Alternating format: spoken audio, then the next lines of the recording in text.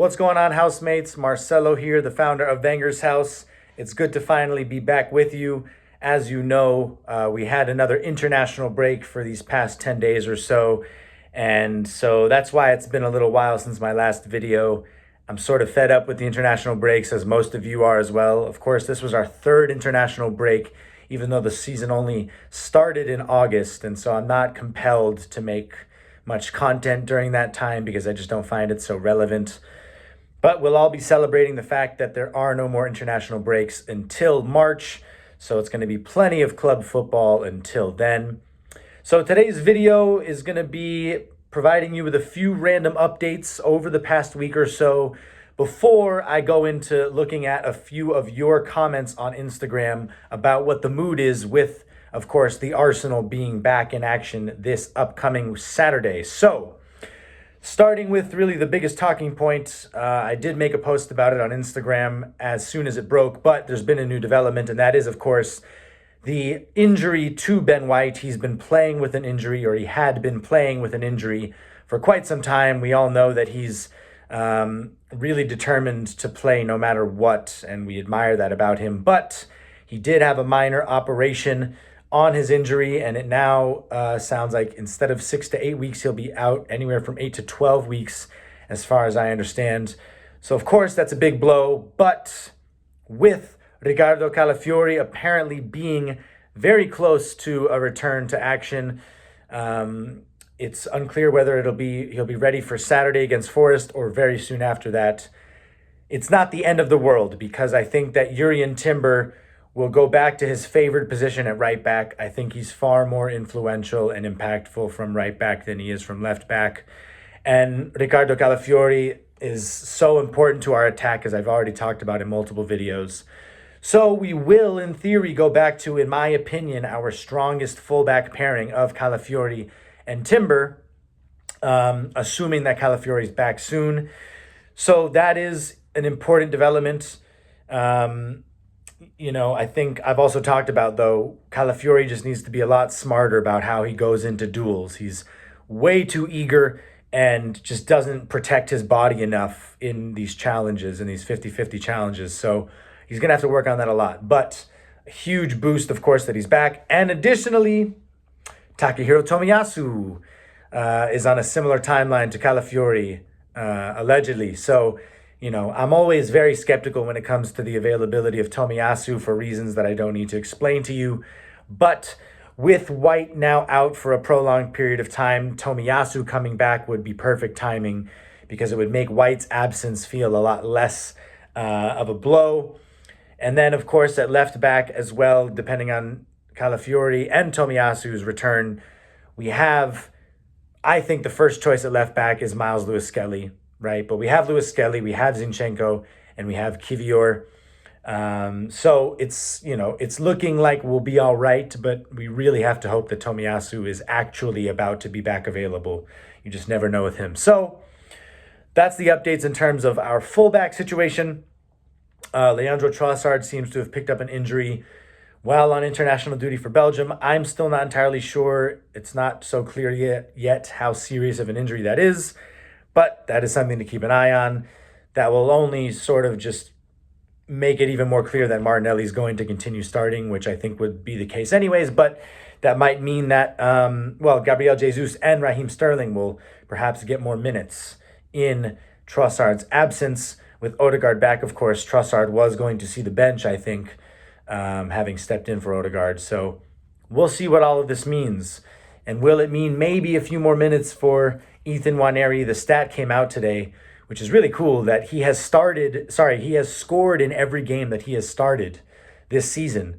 So, of course, that includes the 2 Carabao Cup games for Arsenal, as well as all of the international games that he has played for the England youth level. So hopefully Nwaneri can still find some opportunities to play first-team football for us in the coming months. So moving on to a couple other random updates. There's been a lot of talks recently about the Emirates being increased to an 80,000 capacity stadium. Right now it sits just above 60,000.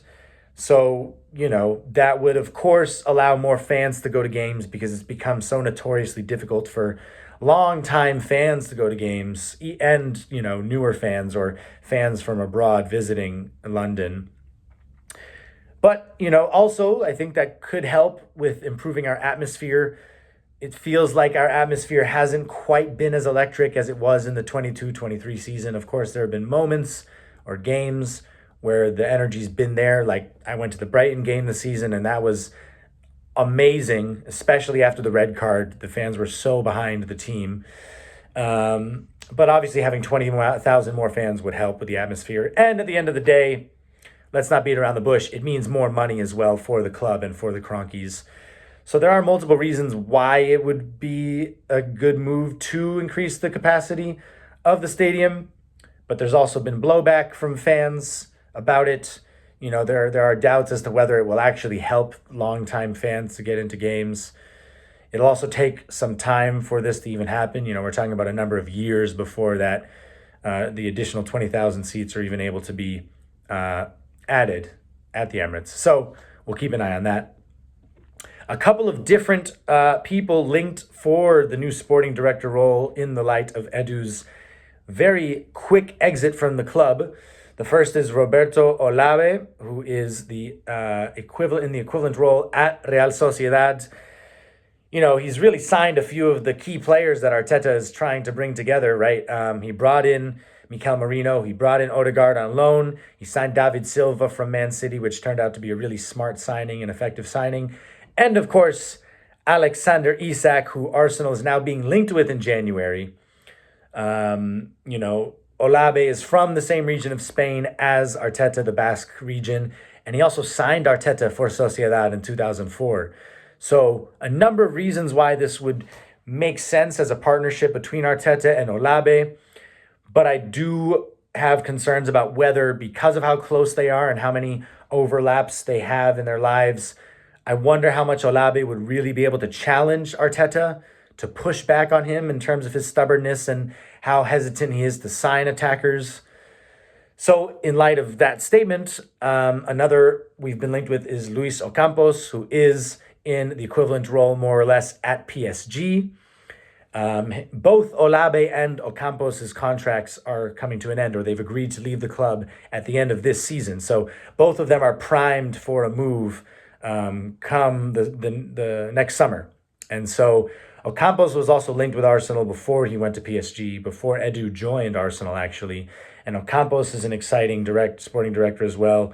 He, worked wonders at Monaco, helping them to their impressive success, in what is a heavily PSG-dominated league. So that's another exciting prospect. PSG, they've gotten better perhaps at their recruitment as of late, but still haven't been able to make any serious dent in the Champions League, although they did get to that final in COVID. So two exciting options there potentially. And we'll see what happens there. I don't know who I lean towards yet. I think because of the track record of who Olave has signed and how it aligns with Arteta's vision, I think that would make a lot of sense. And even the fact that he signed Isak, hopefully he can be a little more, apply some pressure on Arteta in terms of attacking signings. But again, I wonder how that dynamic will be, if he'll be able to apply pressure. So we'll see. So with that all being said, I want to get into a post I made today. It was the first post I made in 5 days, which is a rare break for me. Again, international breaks, I just don't feel compelled to do much. So I made a post on Instagram with the caption saying, "No more international breaks until March. The Arsenal is so back. What's the mood, housemates?" And in the 6 or so hours since I posted that today, I included a poll. The poll being the 3 options of "we're going on a run," "I'm just here for the ride," and stress. Sorry for getting my hand on there. I had to uncover it on my screen. So 70% of housemates have said we're going on a run. 14% said I'm just here for the ride. And 15% said stress. So it's clear that the majority of us feel good about what the next few months of our season is going to look like. I agree. I do feel good about it, but there are obviously factors that we have to consider. So, without further ado, going into some of our housemates' comments on the post, we'll start with Bruno, who said, 20-game winning run, let's go. That is extremely confident of you, Bruno. I feel good about, what our record is going to look like over the coming months. Whether or not we're going to have a perfect record, of course, I don't feel as confident about, but I do feel good. Of course, though, the stakes are so high now, the room for error is so minimal that really anything short of a winning run will feel like we are, it'll be beyond the point of repairing our hopes of winning the Premier League. So this is sort of what we have to expect, unfortunately. Sear Dor said, I'm waiting for the Dubai winter break so our players can bond and allow for a proper integration of the new players. We won't have, at least as, carved out a Dubai break as we have had in the past because of the changing in the schedule this season. But I do think there have been talks about Arteta and Arsenal trying to at least get a short break in Dubai for the players. So hopefully we can find some sort of period in which the players can bond and we can have that same benefit of a reset of sorts that you described here, Sears. So hopefully that is the case. Producer Eights said, some statements will be made and some huge goals to be scored. A feared footballing side with every chance to challenge for multiple trophies this season and many to come. I appreciate the optimism here as well. I think that we will make some statements. I think that some people have already completely written us off and forgotten how great of a team we are when our key players are available. So I do think we are going to go on a run and we will remind people who we are. And like you said, a challenge for many seasons to come. I agree with that. And yes, still challenge for multiple trophies this season. But again, I think it's more likely to look like an FA Cup and a Carabao Cup with an outside chance of the Premier League. And you never know with the Champions League, right? New format. We've never won it. So that I'm yet to be as overtly confident about, but we certainly have a chance, of course. Sorry for butchering this, but either it's Tweeby or Twybe or 20B, I don't know. Arsenal is the strongest team this year, played toughest fixtures out of the 11 played. 8 are in the top 10 on the table. It can only get better. Let's go. 27 wins. Yes, we can't overlook how difficult a start we've had to the season on paper. And it is important in context of red cards, injuries, suspensions. Still, though, it doesn't change the fact that we still have minimal room for error. And so saying we're the strongest team this year is a bit bold to say before we see how we now perform with the return of Odegaard and now with the absence of White and hopefully the imminent return of Calafiori and Tomiyasu. I'll see what happens without Trossard, although he hasn't really been influential as of late anyways. So, again, I'm cautiously optimistic, and we'll see how things unfold. Paul Clay said, we've got a tough game on Saturday that we should win, but the fact that we have to win makes it even more difficult. Havertz needs a goal, and I want to see a clean sheet. The supposed best defense in the league has looked terrible in the last few games.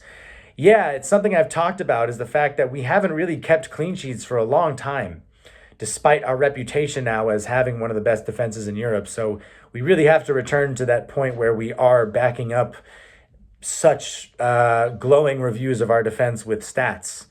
And yeah, you have to remember, sorry, Forest, though, has had a really strong start to the season.